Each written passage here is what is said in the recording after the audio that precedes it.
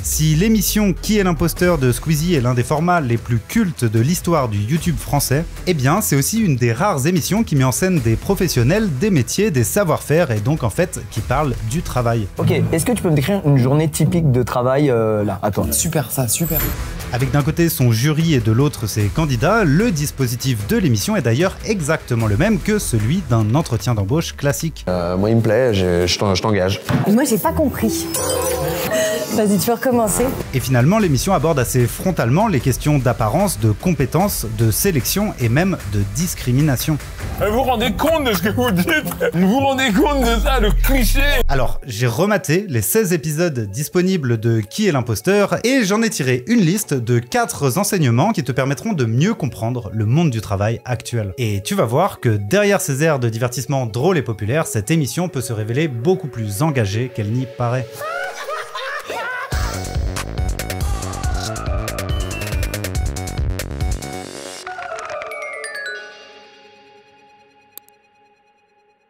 Alors, avant de démarrer, laisse-moi te présenter CyberGhost VPN, le sponsor de la vidéo. Sache que pour bosser cette vidéo pendant l'été, je me suis pas mal connecté dans des trains, des cafés ou des endroits avec des Wi-Fi pas toujours bien sécurisés. Et donc j'avoue qu'avoir un VPN m'a été bien utile pour sécuriser ma navigation, crypter mes données sensibles et pouvoir taffer tranquillement. Outre l'aspect sécurité, CyberGhost VPN est aussi un expert du déblocage de contenu géo-restreint. Dans mon cas, je m'en sers pour avoir accès à des médias ou bien des vidéos spécifiques en fonction des pays, mais ça peut évidemment servir pour mater des films, des séries ou des animés accessibles dans d'autres pays sur des plateformes de streaming. Côté plateforme, il est disponible sur Windows, macOS, iOS, Android et bien d'autres, et avec un seul abonnement, on peut protéger jusqu'à 7 appareils en même temps, ce qui permet de partager facilement son compte avec sa famille et ses amis. Plus de 38 millions d'utilisateurs lui font confiance, notamment grâce à sa facilité d'utilisation et ses très bons retours clients. Donc si t'es intéressé par CyberGhost VPN, c'est le moment idéal pour l'essayer, avec une réduction de 83% et de 4 mois gratuits, ce qui revient à seulement 2,03 € par mois. Tu trouveras un lien de l'offre dans la description et dans le commentaire épinglé.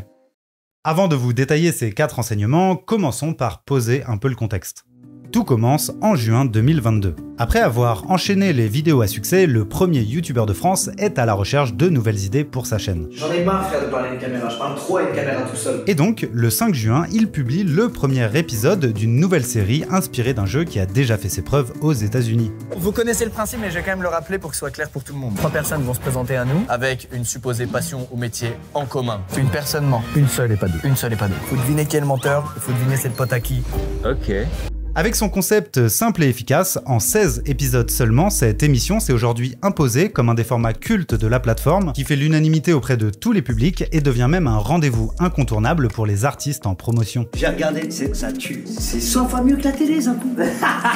Et personnellement, je fais partie des gens qui attendent chaque nouvel épisode avec impatience, notamment car c'est un des rares contenus YouTube que j'aime bien regarder avec d'autres gens. Je vois plein de gens de la sphère pas du tout, qui regardent pas du tout YouTube, qui ont, avec cette vidéo, qui ont basculé. Avec ses 304 millions de vues en cumulé, son succès qui dépasse le public habituel de YouTube et ses séquences cultes, ça en fait un objet intéressant à analyser sur la question du travail. De quelle manière sont représentés les métiers, comment on peut juger des compétences de quelqu'un, et finalement pourquoi autant de gens se reconnaissent dans cette émission. Je me suis donc relancé les 16 épisodes disponibles à l'heure où je parle et j'ai pris un maximum de notes. Et au bout d'un peu plus de 12 heures, j'avais besoin d'aide pour mettre de l'ordre dans tout ça. J'ai donc contacté plusieurs experts de la question afin de m'aider à établir 4 enseignements qui permettent de mieux comprendre le fonctionnement actuel du monde du travail. Alors, je te préviens tout de suite, je vais être obligé de spoiler certains épisodes, alors si t'as pas envie de te gâcher les révélations du jeu, va d'abord voir les vidéos d'origine. De plus, je vais laisser de côté tout ce qui est faux couple, propriétaire de chiens ou fan de K-pop pour me concentrer sur les mises en scène des métiers et donc du travail. Et donc on va commencer avec le premier des 4 enseignements, à savoir que chez Squeezie comme dans les entreprises, tout semble être une question d'attitude, de comportement et donc de savoir-être. Alors, comme je le disais en intro, l'émission reprend le dispositif d'un entretien d'embauche. On a des candidats qui se sont préparés, pour certains qui ont vraiment beaucoup taffé, avant de se présenter devant un jury qui va devoir écarter le candidat qui correspond le moins au profil. Oh non, ça les gars, ça c'est un bluff ça. Ça c'est pas possible. Ça commence par une phase de présentation, suivie d'un échange autour de questions-réponses qui serviront à tester les candidats. Tu as quel âge, Cassandre, si on peut te demander? C'est quoi la moelle osseuse? C'est quoi la machine 330 C'est quoi la meilleure qualité du ou de la barista? Et enfin, ça se termine par une épreuve manuelle, censée permettre au jury de se faire une idée plus précise des réelles compétences de chaque candidat. Désolé. Alors déjà, en inversant les rôles, on peut pour une fois se mettre à la place d'un jury. Et c'est assez jouissif de pouvoir tourner en dérision l'arbitraire et la subjectivité des recruteurs devant lesquels on s'est déjà toutes et tous retrouvés. Si moi j'ai fait genre un peu de PS, tu vois. Attends. Alan? Après vous dénigrez, vous avez dit en an 2 PS. C'est vrai que j'ai un peu rabaissé ce qu'il a fait avant. Un ping-pong. Bravo à toi en tout cas, bravo pour ce que tu entreprends. C'est fort, moi il me plaît, je t'engage. Moi, j'ai pas compris. Vas-y, tu peux recommencer. Mais en se retrouvant côté recruteur, on est aussi amené à se poser les mêmes questions qu'eux, à savoir comment juger un candidat ou une candidate. Et en fait, ça veut dire quoi être compétent? Eh ben, l'émission de Squeezie va nous donner plusieurs éléments de réponse. Bonjour. Dans le tout premier épisode, le jury se retrouve face à 3 candidats qui se prétendent chefs cuisiniers. Si l'imposteur est assez difficile à identifier lors de la session questions-réponses, les accusations vont assez logiquement se tourner vers celui qui a réalisé la moins bonne omelette lors de l'épreuve manuelle. Il y a quand même la sensation d'avoir un petit loupé. Lorenzo, imposteur. Sauf que... Lorenzo, étais-tu l'imposteur? Non. Et non. Quoi? J'ai juste foiré mon omelette. Quoi? En fait, cet exemple illustre parfaitement un paradoxe. Maîtriser un savoir-faire technique ne suffit pas à être perçu comme compétent. Il y a une dimension supplémentaire qu'on appelle le savoir-être. Pour expliquer la différence entre savoir-faire et savoir-être, on prend souvent la métaphore des athlètes de haut niveau en disant que les meilleurs ne sont pas celles et ceux qui battent des records à l'entraînement, mais celles et ceux qui font les meilleures performances le jour de la compétition. Savoir gérer son stress, rester concentré, ne pas perdre ses moyens devant un public, ce sont des savoir-être nécessaires pour devenir un ou une athlète de légende. Et ben pour Lorenzo c'est pareil, il a beau connaître la recette, la technique et même probablement avoir réussi des centaines d'omelettes dans sa vie, le stress de l'émission, du jury et des caméras va le faire foirer. Désolé Lorenzo, mais c'est vrai que t'as pas eu de chance. On retrouve d'ailleurs un exemple très proche de celui de Lorenzo dans le dernier épisode en date. Bonjour. Dans lequel Anthony, un mixologue professionnel, galère à passer pour compétent à cause du stress lié au tournage et des pics que lui envoie le jury. Putain, vous me faites stresser même là. Oh là là, attends, faut l'aider. Aidez-le, les verres vont tomber les gars. Et finalement, cette tension entre les savoir-faire et les savoir-être fait clairement partie de l'ADN du jeu, car ça permet de ramener une certaine incertitude qui rend les candidats plus difficiles à cerner. Et donc en regardant l'imposteur de Squeezie, on comprend qu'être compétent ou compétente n'est pas qu'une question de savoir-faire, mais aussi de savoir-être. Putain, bien joué l'émission. D'ailleurs, en écrivant la vidéo, je vous ai posé la question sur Discord. Je vous ai demandé si vous étiez familier avec ces deux notions. D'ailleurs, au passage, si tu veux participer à la co-construction de ces vidéos, n'hésite pas à rejoindre le Discord dont le lien se trouve en description. Et en fait, en grande majorité, vous m'avez répondu qu'elles étaient très présentes dans votre travail et que vous estimiez les savoir-faire et les savoir-être à peu près aussi importants les uns que les autres lors d'un entretien d'embauche. Et ben, du côté des entreprises, donc des recruteurs, c'est un peu le même constat. Selon une étude menée par LinkedIn en 2019, 92% des recruteurs et des responsables de recrutement considèrent les soft skills, c'est-à-dire l'anglicisme des savoir-être, aussi importantes, voire plus importantes que les compétences techniques. Imagine, tu es ingénieur en informatique, ce que tu apprends en première année d'école d'ingénieur est déjà obsolète en troisième année. C'est ni ton diplôme, ni l'école que tu as fait qui va déterminer si tu réussis ou non ta carrière. Autrement dit, en entretien, c'est super important que tu parles également de tes soft skills, de tes compétences comportementales. Et donc là, on arrive au deuxième enseignement qu'on peut tirer en regardant l'imposteur de Squeezie, à savoir, est-ce que au-delà d'être réellement compétent, le plus important ne serait pas surtout d'avoir l'air compétent? Alors, faisons un petit point de définition pour bien repréciser la différence entre savoir-faire et savoir-être. Les savoir-faire, ce sont des compétences techniques objectivables. Ça veut dire qu'on peut facilement les apprendre, les évaluer et les certifier. Les exemples typiques, ça va être la maîtrise d'un logiciel informatique, d'une langue étrangère, d'un outil comme un instrument de musique, ou bien même toutes les connaissances techniques et spécifiques liées à un secteur professionnel. Vous tapez au même endroit, tout le temps, à différents endroits, devant, derrière. On a des schémas de coupe. En fait, on a une... Schéma de coupe. Alors que les savoir-être sont la capacité d'un individu à adopter un comportement adapté à son milieu professionnel. Par exemple, on va attendre d'un avocat qu'il soit à l'aise pour prendre la parole en public, d'un prof de Zumba qu'il ait l'autorité nécessaire pour entraîner un groupe, d'une styliste qu'elle fasse preuve de créativité, ou d'un pompier qu'il sache gérer son stress pour rester calme. Et évidemment, à niveau de diplôme ou de qualification équivalent, ces savoir-être vont faire une différence énorme dans le cadre du travail. Mais la différence fondamentale, et qui prête souvent à confusion, c'est que si on peut certifier les savoir-faire par un test technique ou un diplôme par exemple, eh ben, les savoir-être ne sont observables que dans le contexte du travail lui-même. Par exemple, imaginons que notre avocat ait un caractère réservé en privé, ou que notre pompier soit sujet à des épisodes de stress dans un contexte qui n'a rien à voir avec son travail. Ben, il ne viendra à l'idée de personne de remettre en question leurs compétences professionnelles, au même titre que Lorenzo ou Anthony. C'est pas parce que t'es pas à l'aise dans le cadre d'un entretien ou que tu te foires lors du tournage d'une émission que t'es un mauvais professionnel. Et selon la sociologue du travail Danielle Linhart, le rôle des entreprises et des managers, c'est justement de mettre en place l'environnement de travail adapté à la tâche demandée pour permettre le bon développement des savoir-être des travailleurs et des travailleuses. Ça fait partie du travail que de développer justement des manières d'être qui correspondent à l'essence même du métier. Si je continue sur mon exemple, les pompiers doivent avoir des protocoles hyper rigoureux dans le cadre de leur travail pour limiter leur stress. Il y a des entreprises qui laissent une très grande liberté à certaines personnes pour favoriser leur créativité, et un cuisinier ou un mixologue vont avoir besoin d'un équipement professionnel et d'un espace de travail serein pour que chacun de leurs gestes puisse être précis et maîtrisé. Mais pardon, excuse-moi, j'avais pas que t'avais une poêle complètement... Puis il y avait un problème de surtension. Ouais, aussi, bon, ouais, Lorenzo t'exagère. C'est donc pas étonnant que chez Squeezie, avec un équipement pas ouf et le contexte de tournage d'une vidéo qui sera vue par plusieurs dizaines de millions de personnes, un professionnel puisse perdre ses moyens. Tu faisais exprès de trembler? Bah, c'est le stress des caméras, les gars. Il s'est mis juste devant moi comme ça pendant que je faisais le truc. Ah, mais t'étais vraiment stressé? Bah ouais. Je suis désolée, je suis hyper stressée.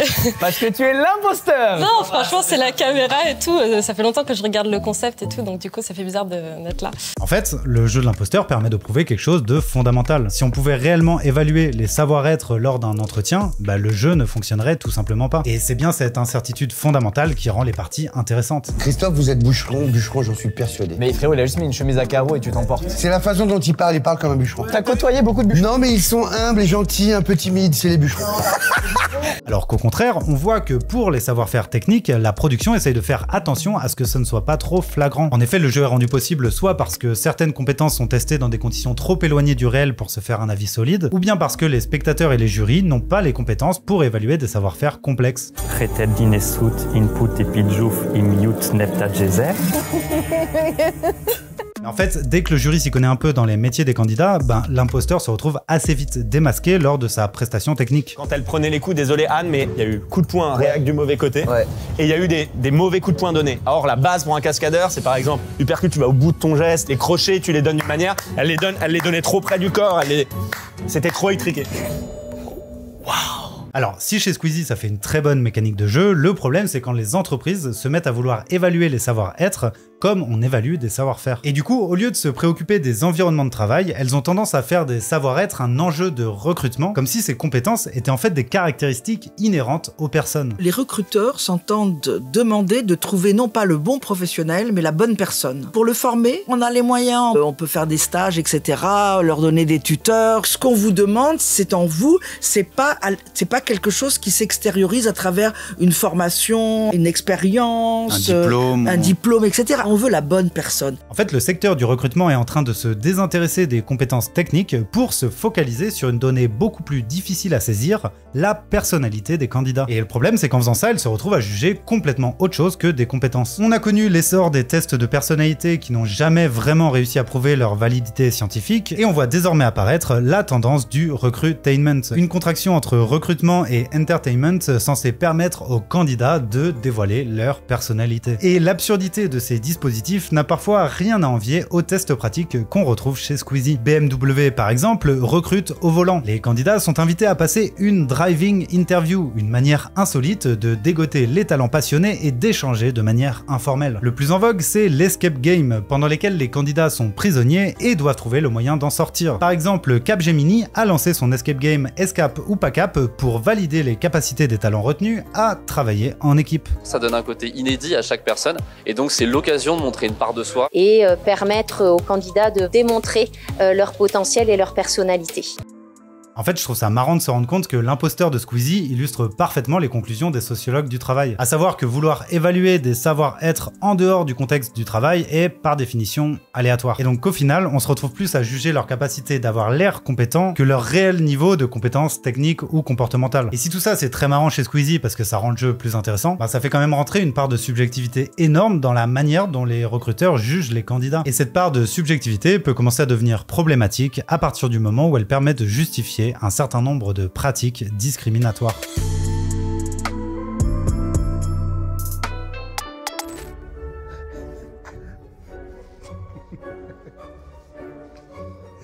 Il se fout de notre gueule. Dans le 4e épisode de l'imposteur, Squeezie, accompagné d'Orelsan et de son frère Clément, font face à une situation intéressante. Ils ont devant eux 3 prétendus chefs d'orchestre, un métier que tout le monde pense plus ou moins connaître, mais qui reste assez mystérieux. Et très vite, comme il est plus jeune et moins sûr de lui, les accusations vont se tourner vers Arthur. Tu veux un vrai indice? Tu regardes la tête de Quentin quand Arthur parle et tu sais c'est ce qu'il dit, c'est vrai ou faux, frérot? À côté de lui, Quentin, qui est l'imposteur, va réussir à beaucoup mieux incarner le stéréotype des chefs d'orchestre qu'on a pu voir dans les films ou dans les médias. À savoir plutôt un homme, blanc, pas trop jeune, sûr de lui, cultivé et précis dans ses mouvements. Ok.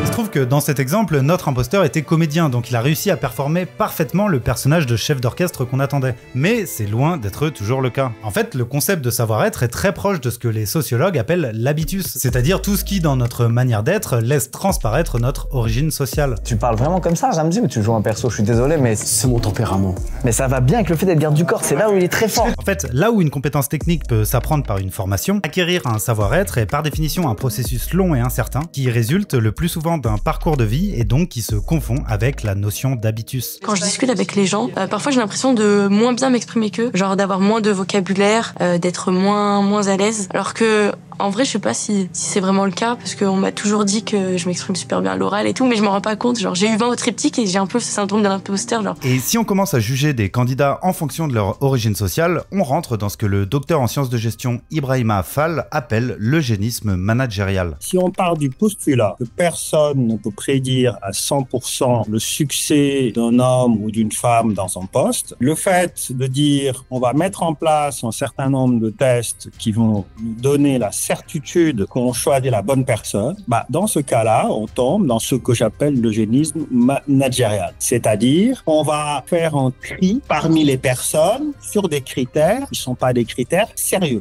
Et donc, l'idée derrière cette notion d'eugénisme managérial, c'est de dire que les savoir-être seraient une manière de trier les individus en fonction de leur origine sociale qui les rendrait conformes ou non à l'incarnation d'un métier. En gros, soit t'as la tête de l'emploi, soit tu l'as pas.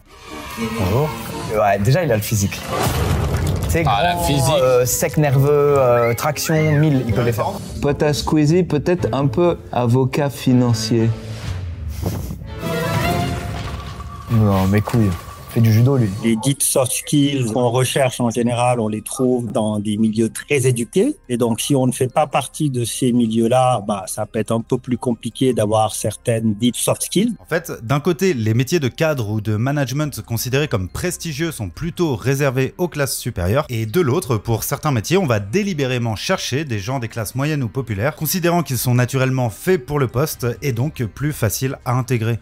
Par exemple, le sociologue Frédéric Gauthier, qui a étudié le recrutement dans la police, a notamment montré que les recruteurs valorisaient l'intégrabilité plutôt que le capital culturel. Les candidats qui donnent l'impression de pouvoir être des bons collègues sont favorisés, et ceux qui affichent une posture trop savante doivent réussir à la masquer afin de ne pas être perçus comme inaptes à s'intégrer dans l'équipe policière.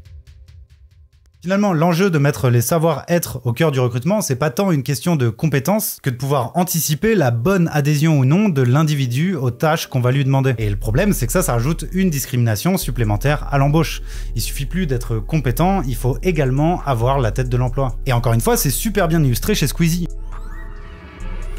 Ah oui, chauffeur de taxi. Allez, on enchaîne. Le format de l'imposteur permet de montrer comment un jugement basé sur les savoir-être se base en fait sur du feeling, des stéréotypes, et donc comment très vite on tombe dans des pratiques discriminatoires. Non mais ce qui me saoule, c'est que parce que c'est un vieux robeux, parce qu'il a une coiffure un peu, voilà, foufou, parce que son style est pas dingue, vous voyez, vous dites tout de suite, c'est un chauffeur de taxi. Vous vous rendez compte de ce que vous dites? Vous vous rendez compte de ça, le cliché? Ah, c'est un cliché, je suis d'accord avec toi. Alors, on peut toujours nier tout ça. Je suis sûr qu'il y a des RH ou des recruteurs qui se disent qu'ils ont la capacité de faire la différence entre des compétences comportementales et des biais discriminants. Mais en fait, même en ayant conscience de tout ça, bah c'est pas si simple que ça. En fait, il faut savoir que l'engouement pour les savoir-être, c'est un phénomène relativement récent. On peut le dater du début des années 2010 avec le lancement du projet Oxygène, une vaste opération de recherche qui visait à moderniser le management chez Google. Quelques années plus tard, avec l'explosion du nombre de cadres, de managers et des métiers du tertiaire, la notion de savoir-être était partout. On a vu exploser le nombre de livres, de coachs et de théories sans que d'ailleurs personne ne soit capable de s'accorder sur une seule et même définition. Tout ça avec une promesse très séduisante, pouvoir engager les individus à 100% dans leur travail. C'est un peu la politique du mercenariat. Il faut s'engager totalement, mais ça peut être sur une période très limitée. Et côté candidat, bah il n'y a pas trop le choix que d'essayer de s'adapter à tout ça, en essayant de trouver un bon équilibre entre engagement professionnel et respect de la vie privée. Et le problème, c'est que cet engouement pour les savoir-être, bah il va avoir un effet sur les travailleurs et les travailleuses. Parce que si les entreprises invitent leurs salariés à jouer la carte de l'authenticité, bah toutes les personnalités ne sont pas forcément compatibles avec le travail. Selon la sociologue Aurélie Jantet, tous ces dispositifs censés dévoiler la personnalité des candidats agiraient comme une pression supplémentaire qui, un peu comme chez les imposteurs de Squeezie, pousserait les gens à jouer un rôle et à se créer un personnage professionnel compatible avec les attentes de l'entreprise. J'ai créé mon personnage. Et en fait, à force de jouer un rôle, au fil du temps, tu finis par te confondre avec une sorte de personnage, une version de toi qui correspond au mieux à ce que l'entreprise attend, afin de ne pas risquer de trahir ce que tu penses ou ressens vraiment. Et ce phénomène a un nom, c'est ce que la sociologue Aurélie Jantet appelle la désaffectivation. C'est-à-dire une sorte de réflexe qui consiste à se couper de ses émotions afin d'éviter qu'elles rentrent en contradiction avec les émotions prescrites par l'entreprise. Et à partir de là, il peut se passer des choses injustes autour de toi qui te révolteraient en temps normal, typiquement comme des situations de discrimination à l'embauche, mais t'es dans un tel état de distance émotionnelle que ça ne t'atteint plus vraiment. On finit donc par entrer dans une sorte d'état d'insensibilité dans lequel l'injonction à l'authenticité et au dévoilement de sa personnalité vient affaiblir notre lucidité et notre esprit critique. Faut toujours faire la démonstration qu'on est la bonne personne. Se mettre en difficulté, se mettre en danger, accepter le goût de l'aventure, d'être apte au bonheur parce qu'on veut pas que les gens déprimés, pessimistes, etc. Se remettre en question aussi, accepter de ne pas vouloir s'imposer ou imposer quoi que ce soit. Je crois que le terme exact, c'est d'être malléable. Alors une fois qu'on a dit tout ça, est-ce qu'il faut tout rejeter dans le concept de savoir-être? Eh ben, pas forcément. Sur Discord, quand je vous ai demandé ce que vous mettiez derrière la notion de savoir-être, quelqu'un m'a parlé de jugeote. Eh ben, j'aime bien ce terme et il rejoint un peu la position d'Ibrahim Afal. Lui, il parle de culture générale, non pas comme une accumulation de savoir, mais comme une ouverture d'esprit qui permettrait d'avoir un recul critique sur nos pratiques. Pour être à la hauteur du réel qui est de plus en plus complexe, il faut utiliser son imagination, d'être capable de rendre présent ce qui est absent, d'imaginer les conséquences de ses actes. Et donc, être intelligent, ce n'est pas juste satisfaire une tâche. Être intelligent, c'est être capable de critiquer la tâche dans le bon sens du terme, c'est-à-dire d'avoir du discernement. Et le discernement vous donne, in fine, le sens des responsabilités. Pour travailler cette culture générale, il faudrait, selon lui, passer d'une logique de formation à une logique d'éducation. La logique de formation, c'est de se centrer sur l'apprentissage de compétences précises. C'est une logique qui est de plus en plus présente au sein de l'éducation nationale, qui cherche à tracer le chemin le plus court possible vers l'employabilité. Alors que la logique d'éducation, c'est justement ce qui permet d'avoir cette fameuse jugeote. Depuis des années, on a sorti du système scolaire toutes les disciplines qui permettaient d'avoir de la sensibilité et de l'imagination. La philosophie, la sociologie, sociologie, la poésie, toutes ces disciplines qui vous permettent d'avoir une sensibilité. Pour donner un exemple très concret, on retrouve cette logique d'éducation dans ce qu'on appelle la médecine narrative. C'est une méthode qui mobilise la lecture, l'écriture et le partage de textes littéraires afin d'améliorer les capacités d'écoute des soignants. L'idée, c'est qu'en développant la capacité des médecins à écouter et recueillir l'histoire d'un patient, on améliore sa capacité de diagnostic ainsi que les soins proposés. C'est une chose de bien penser, mais c'est encore autre chose de bien penser le bien. Donc à mon avis, la seule soft skills ou compétence comportementale qui vaille, c'est cette fameuse culture générale ou jugeote, appelle-la comme tu veux. Parce qu'elle te permet non pas de travailler sur toi pour t'adapter aux contraintes d'une entreprise ou d'un jury, mais d'avoir le recul nécessaire sur ton travail afin de te responsabiliser et de pouvoir assumer les conséquences de tes actes. Après avoir dit tout ça, peut-on considérer l'imposteur comme un contenu engagé ? Ben, pas vraiment, mais un peu quand même. Enfin, en fait, moi je dirais que c'est une parodie du monde du travail et de l'entreprise qui fait du bien. Au final, derrière sa popularité, ses airs un peu innocents, le format de l'imposteur ouvre des réflexions et permet de tirer des enseignements bien concrets sur la question du travail. Si les savoir-être sont devenus l'alpha et l'oméga des recruteurs et des candidats, ça reste des compétences aussi difficiles à évaluer qu'à acquérir. Parce que contrairement à des savoir-faire, se former au savoir-être est un processus incertain et qui prend du temps. Le plus souvent, ils sont le résultat d'un parcours de vie et donc se confondent avec la notion d'habitus. Et en faire un critère de tri des salariés revient donc à chercher les candidats qui ont le plus la tête de l'emploi, c'est-à-dire l'origine sociale et l'apparence qui collent le mieux avec l'idée qu'on se fait d'un poste. Et ça renforce d'autant plus les logiques discriminantes que, sous prétexte de correspondre aux attentes d'un employeur, le phénomène de désaffectivation tend à affaiblir notre discernement et notre esprit critique. Donc si les principes de méritocratie ou de diversité en entreprise sont sympathiques en théorie, ben ils restent théoriques. Dans le réel, on est obligé d'admettre qu'ils sont remis en question par toute une série de stéréotypes, de classes, de genres, de races, etc. Et c'est ça que j'aime bien avec le format de Squeezie. En fait, il met à l'épreuve nos propres stéréotypes et nous pousse à s'y confronter par le jeu. Et perso, je pense que le fait d'en rire permet de prendre une certaine distance avec des situations parfois difficiles à supporter dans le quotidien. Alors si tout ça vous a inspiré des réflexions, je serais très chaud de vous lire en commentaire. Sur ce, continuez à vous poser des questions, à politiser ce qui vous entoure. Bonne rentrée, ciao! Ah oui, et je vous rappelle que si vous cherchez un VPN pour protéger vos données ou avoir accès à du contenu géorestreint, CyberGhost VPN vous offre tout ça pour 2,03 € par mois avec le lien dans la description.